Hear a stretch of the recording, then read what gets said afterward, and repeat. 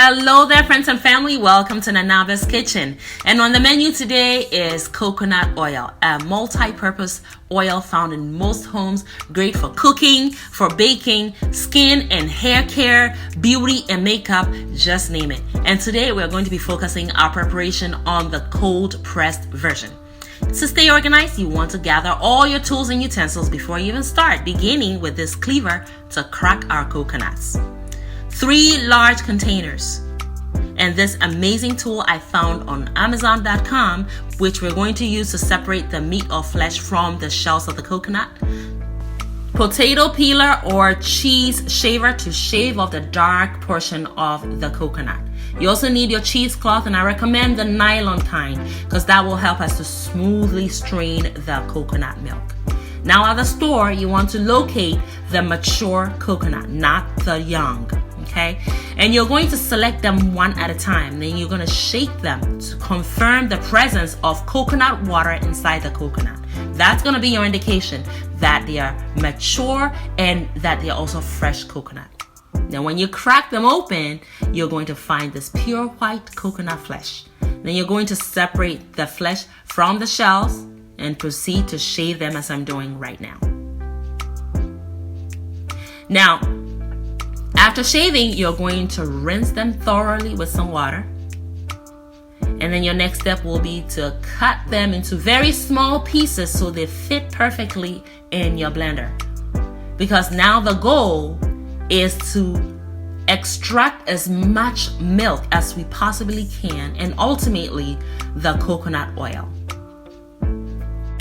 We're going to need some water to blend them. So you're going to place an appropriate amount into your blender and add some drinking water. I use drinking water because I'm going to be reserving some of the coconut milk and use it in preparations that do not require cooking, such as smoothies. So if that's not the case for you, you can use regular tap water. That will work too. And pour it into your cheesecloth and wring all the milk out. Now you're going to need a powerful blender for this, because you want to blend it as smooth as possible. And the byproduct right here, we're going to reserve, and we're going to use it to prepare coconut flour in a separate video, so stay tuned.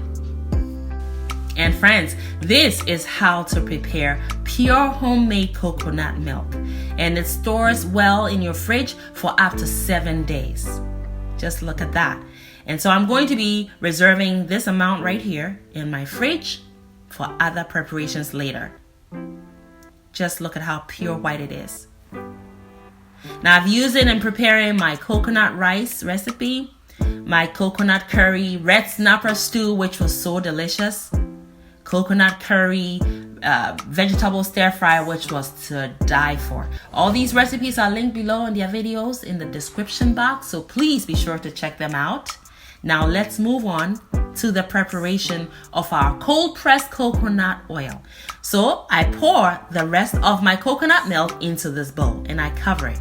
I let it sit on my kitchen counter for 16 hours so that the curd and the cream, which contains the oil, separates from the water we blended the coconut with. And also after 16 hours, it has a chance to slightly ferment, which intensifies the coconut flavor ultimately. So that's just great. Now, to make for easy separation of the top layer, I'm going to sit it in the freezer for 45 minutes.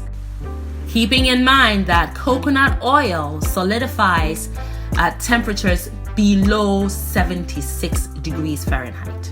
Now, we've all been taught that water freezes at 32 degrees Fahrenheit and lower.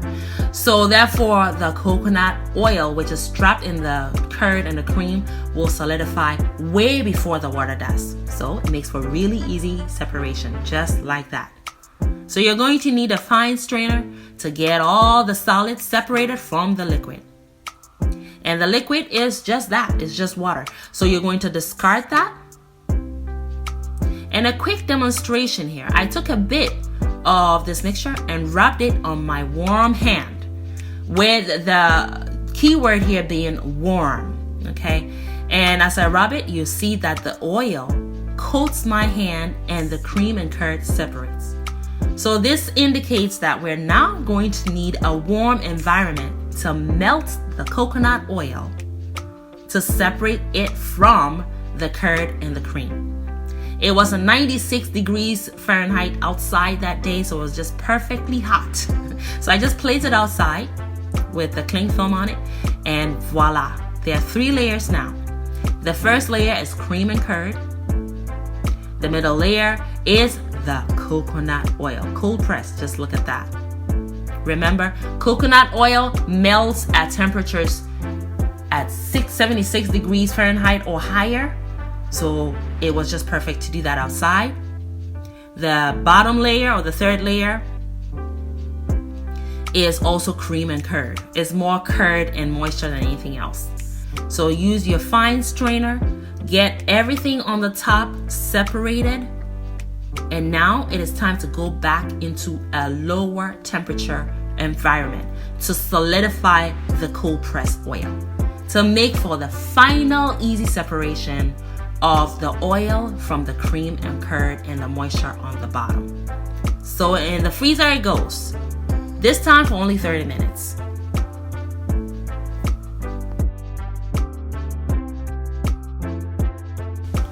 And be gentle while placing the bowl in the freezer and also closing the door.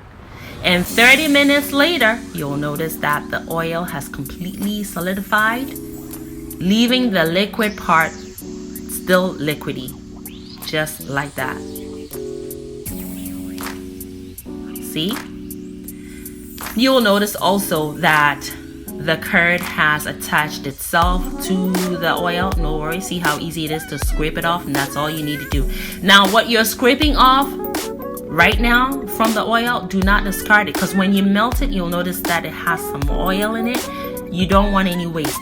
So just melt it, so that way you're able to just scoop off the oil. And just look at how pure white this coconut oil is. Cold pressed, beautiful pure white, perfect for your hair, your skin, cooking and baking, removing your makeup. See, after melting, you can just scoop off the oil. I hope you're inspired to try making your own homemade cold pressed coconut oil. I thank you for watching. I want you to make it a great day, and please have fun, especially in that kitchen.